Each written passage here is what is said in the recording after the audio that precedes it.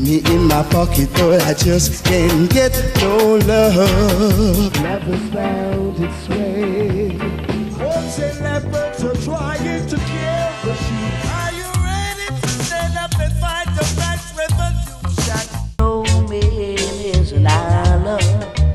Here I come with love and not hatred. On June 30, 1999, Dennis Brown was rushed to the University Hospital of the West Indies. He died on July 1, reportedly from complications due to a collapsed lung. He was 42 years old. Could the man Bob Marley, called the greatest reggae singer in the world, the boy who recorded 2 complete albums in just 48 hours at age 12, have been stopped from dying at 42 if someone, anyone, had taught him how to say the word no? Dennis was so nice. I'm not telling no man no. The story you're about to hear isn't just about music. It's about a generational talent destroyed by the very industry that made him a legend. And the most twisted part? The thing that killed him wasn't the drugs. Here's what they don't tell you about Dennis Brown. First, his fatal flaw wasn't what you think, and what his best friend revealed about the producers who exploited him. It's darker than anyone imagined. Second, there's something even more chilling, something his daughter discovered the day before he died. A phone call, a question she never got to ask. And when you find out what it was near the end of this story, you'll understand why his life had to end the way it did. On February 1st, 1957, at Victoria Jubilee Hospital in Kingston, Jamaica, Dennis Emmanuel Brown entered a world that would simultaneously worship and destroy him. He will become the crown prince of reggae. But here's the twist nobody sees coming. At 9 years old, he's already the boy wonder, captivating audiences and sharing stages with Byron Lee and the Dragonaires, Jamaica's premier band. Most kids worry about homework. Dennis Brown is learning how to own a stage. I started singing at the age 9 first, but doing actual recordings was when I was 13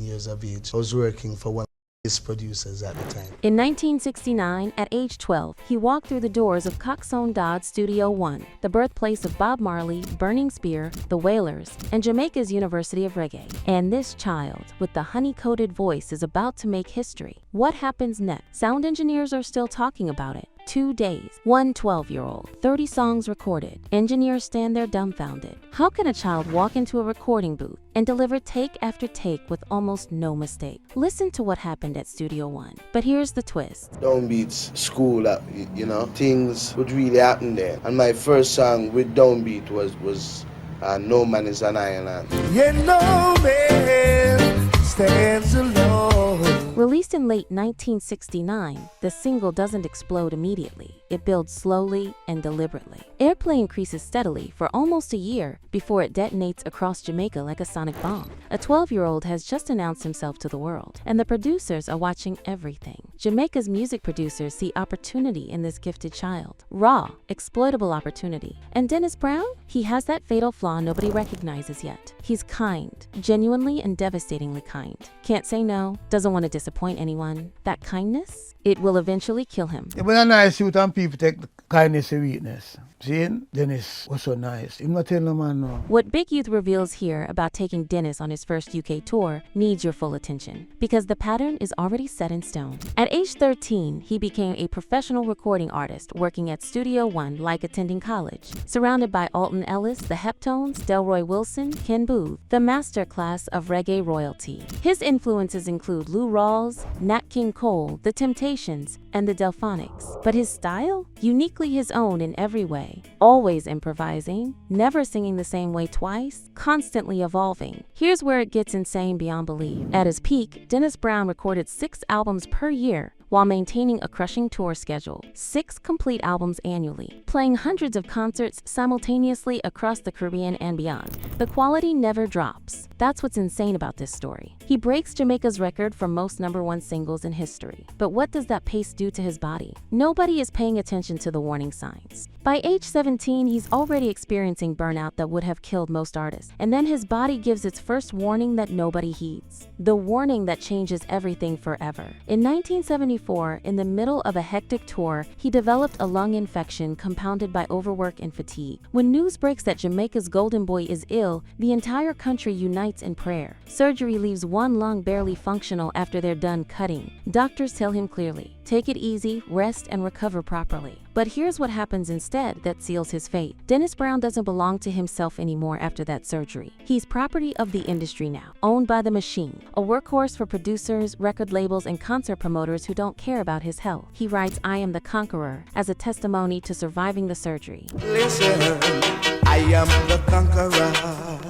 Then keeps working at the same astonishing body-destroying pace that will eventually kill him. And what does his best friend see? It haunts him for years. You see, Dennis Brown, we just give some money now, and then right away a man come beg him, and just take it back from you, borrow from you if you get a man, you know? And then it's that, you know. Listen to what Big Youth says about Dennis as a people-pleaser who can't say no, because this is the key to understanding everything that comes next in this tragic story. Every single thing. In 1972, producer Joe Gibbs came to Dennis with a request. Dennis says yes without hesitation.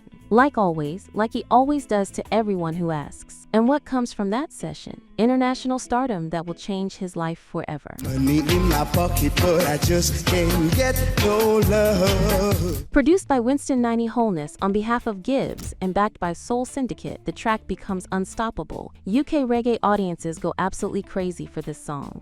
Big Youth's DJ version, Ah So We Stay, Money in Hand, outsells the original and tops Jamaican charts for weeks. Dennis Brown is now an international commodity worth millions to producers. But the next song? That's the one that becomes legendary in reggae history. And how it happens will blow your mind completely. Late one night at Black Ark Studio, Lee Perry's legendary space where sonic magic happens, 90 plays a rhythm. Nobody has lyrics for it yet, just a vibe, a feeling, a rhythm track floating in the air. And then Dennis does something nobody expects at that moment. Believe in a song like that now, that came about through vibes. We were in the studio, and because rhythm wasn't made for Wolf and Leopard at the same time, we were in the studio. 90 had the rhythm. We were around by Lee Perry's studio, Black Ark Studio. So the rhythm was on a 2-track and they were playing it and everyone was saying yes.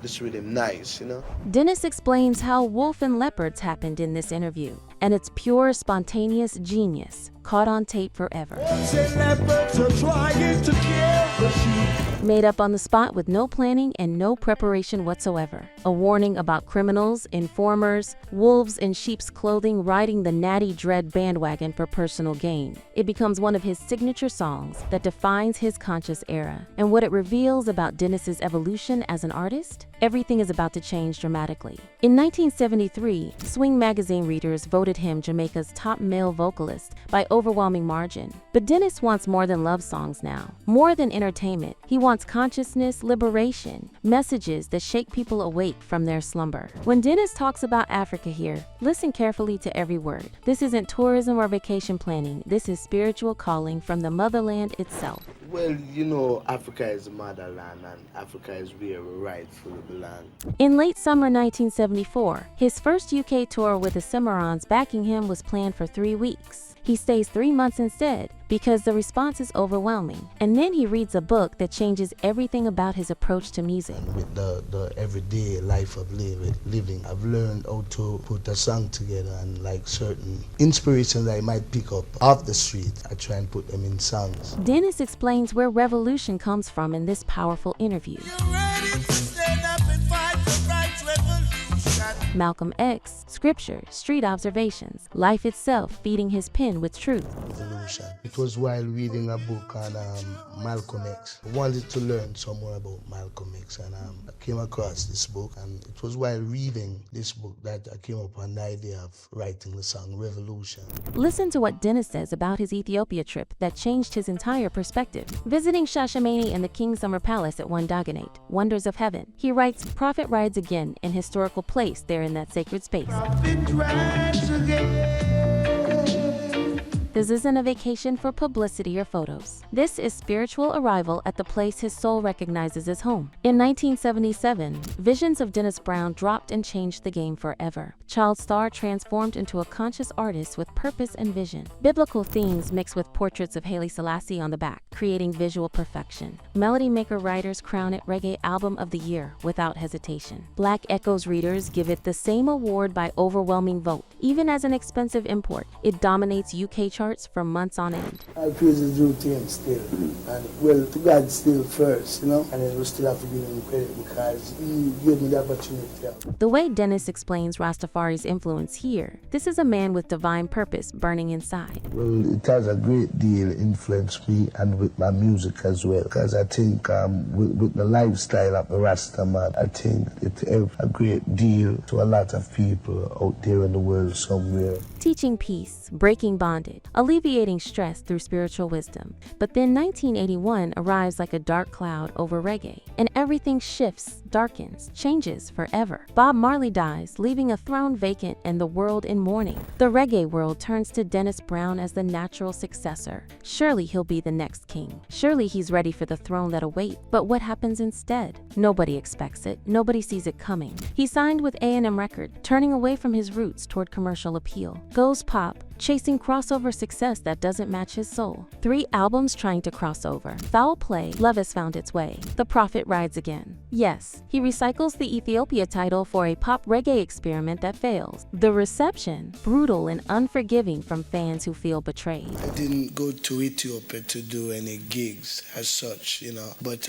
meeting with some people there, they were impressed with your truly playing, you know, just the guitar and asked me to do a concert there for them. The interviewer presses him about A&M, about major label distribution deals. Dennis's answer reveals the cracks forming in his career and life. Contract terminated, internal problems, back to working independently without corporate support. And that's when the cocaine enters the story like a demon, the thing that will eventually stop his heart on a hospital bed. While Dennis chases pop success unsuccessfully, Kingston's music shifts underneath him to a new sound. Dancehall era arrives with raw energy pulsing through the streets. He adapts quickly, works with Prince Jammy, Gussie Clarke, Sly, and Robbie. In 1984, collaboration with Gregory Isaacs produced Two Bad Superstars Meet. The single Let Off Spoon hits hard and tops charts across Jamaica.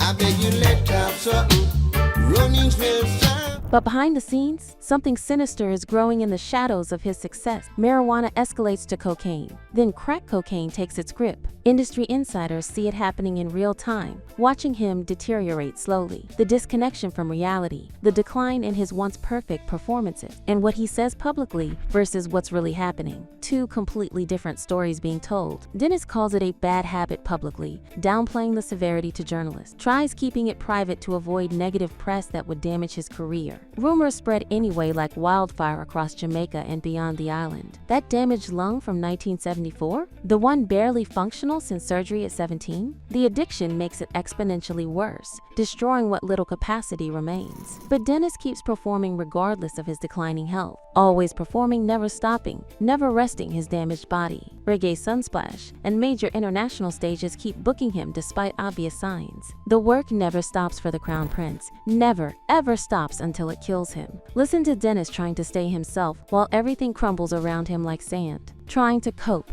not lose his roots, not get too presumptuous about his legacy. Try to be myself first and try and cope. I don't try to lose my roots or anything and get too presumptuous. A man fighting to remain whole while falling apart piece by piece. In May 1999, the Brazil tour with Gregory Isaacs and Max Romeo seemed routine at first. Then it happens suddenly. The moment everything changes forever in his life. The arrest for cocaine possession makes headlines around the world. Released quickly, he returns to Jamaica hoping to recover at home. But he's sick, sicker than anyone realizes at that moment. Tour mates recover within days from the same illness. Dennis doesn't recover, his condition worsens rapidly instead. And what his daughter reveals about those final days, it'll destroy you emotionally. I actually wanted to ask my dad that before he died. I actually rang him the day before he died, just to banter. What Marla reveals about that final phone call, the day before he dies alone, the questions she wants to ask about his contentment, his achievement, whether it's all worth the sacrifice, she never gets a chance to ask those burning questions, never gets to hear his answers or his truth. On June 30th, 1999, in the evening as darkness falls, everything comes crashing down. University Hospital of the West Indies receives the call nobody wants. Cardiac arrest, they say, over the radio with urgency in their voices. Dennis Brown is rushed in in as doctors work frantically to save the Crown Prince, but that damaged lung, it can't fight anymore after decades of abuse. On July 1st, 1999, the Crown Prince of Reggae died in that hospital bed. Age 42, far too young to leave this world. Official cause: collapsed lung, the lung that barely functioned since that surgery at 17 years old. Complications from pneumonia, exacerbated by asthma, and possibly hepatitis C ravaging his system. The cocaine doesn't help anything, only makes the damaged lungs fight impossible. Jamaica stops breathing collectively when the news breaks across the island. On June 30, 1999, Dennis Brown was rushed to the University Hospital of the West Indies. He died on July 1, reportedly from complications due to a collapsed lung. Nobody is ready to say goodbye to their crown prince. The entire reggae world stops turning for a moment. Hearts break across the island and around the globe. On July 17, 1999, the funeral lasted 3 hours as Jamaica mourned collectively. Prime Minister P.J. Patterson speaks with emotion in his voice about the loss. Opposition leader Edward Ziaga speaks despite political differences, united in grief. Maxi Priest performs through tears. Shaggy performs with a broken voice. 3 of Dennis's sons perform for their father. Buried at National Heroes Park, reserved for Jamaica's national heroes who changed the country forever, because that's what he is to Jamaica and the world. Patterson's tribute echoes. Survived by wife Yvonne, his manager, his muse, his anchor through storms, and 13 children carried his legacy forward in different ways. Marla Brown, youngest daughter, now an established roots rock reggae artist who began her career in 2013 with the Deliverance EP. Daniel Brown, eldest son, musician and music teacher, passing knowledge to the next generation. Dennis Brown Jr., Jason, blending reggae with dancehall and reggaeton in fresh ways. Multiple children carrying the legacy forward in their own unique ways. American tour, that's one I realized this one for the rest of my life. And it's been a rocky road, but we're still traveling. You know, we have to be good soldiers at the end of the day and to continue journeys. When Marla talks about educating her generation about authentic music versus hit-chasing superficiality, about making sure young people know contributions matter more than stadium sales or chart positions, you hear the weight of preserving truth in her every word. But here's what breaks your heart beyond repair, what really breaks it into pieces. 75+ albums recorded over his career spanning decades. Countless #1 singles that dominate charts across Jamaica and beyond. International tours to packed venues, awards in every category imaginable. And yet, no verified net worth figures exist at the time of his death. The man who can't say no to producers who exploit him, who gives everything away to friends, family, anyone who asks. Dennis Brown, we just give her some money now, and then right away a man come beg him just take it back from me, borrow from me if you get a man, you know? And then it's that, you know. Who dies without a dollar to his name despite decades of success. Big Youth's words here cut deep into the soul. Special people meant to be loved by the people, he says with emotion. Dennis and Gregory Isaacs, both people pleasers in an industry designed to exploit exactly that quality without mercy. A fatal combination that kills both of them eventually. Yeah man, Gregory Isaacs and Dennis Brown, special people them. Special people them, I tell you. Special people them, and two you them. On August 6, 2011, Jamaica's 49th independence anniversary, recognition finally came. The Governor General of Jamaica posthumously confers the Order of Distinction, Commander rank, upon Dennis Brown for his contribution to Jamaican music that shapes the island's identity. Recognition that comes too late, after he's already gone. In 2023, Rolling Stone ranked Dennis Brown at number 67 on its list of the 200 greatest singers of all time. Finally, the recognition he deserves while alive but never received. The Dennis Emmanuel Brown Trust continues his mission every single day. Awards annual DEB bursaries to students aged 10 to 12 for educational achievement. Provides musical instruments to keep kids meaningfully engaged, off the streets and away from danger, doing what Dennis would have done if he were still alive today. On February 1st, 2026, London's 100 Club will be hosting Remembering Dennis Brown with overflow crowds. Donovan King-J and the Promised Land Band performing Money in My Pocket, Wolves and Leopards, all the hits that define an era. The legacy lives on through new generations who never met him. The influence never stops spreading across generations of reggae artists. Barrington Levy, Junior Reid, Frankie Paul, Luciano, Bushman, Richie Stephens all cite him. All cite Dennis Brown as foundational to their sound and approach. Whitney Houston records a dubplate tribute with Wyclef Jean, on The Eclectic, Two Sides to a Book. The Mountain Goats write, "Song for Dennis Brown as a tribute to his legacy. His influence transcends genre, crossing boundaries he never imagines. Dennis Brown proves something tragic and beautiful simultaneously. You can have Bob Marley call you the greatest reggae vocalist in the world. You can dominate every award category without competition. You can influence entire generations of artists who cite you as their foundation. You can find your spiritual home in Ethiopia, cooking food for the people. You can create spontaneous classics like Wolf and Leopards that become signature songs studied by musicians, and still have no verified net worth to show for decades of work. Because kindness in the music industry isn't a virtue. It's a death sentence that kills slowly. Saying yes to every producer request while battling addiction while performing with one damaged lung means the crown prince carries a crown so heavy it crushes him eventually. He gives everything away without holding anything back. His voice, his health, his money, his time, his very life sacrificed to a world that loves his music but can't save him from the fatal flaw of being too kind to say no to anyone who asks for his gift."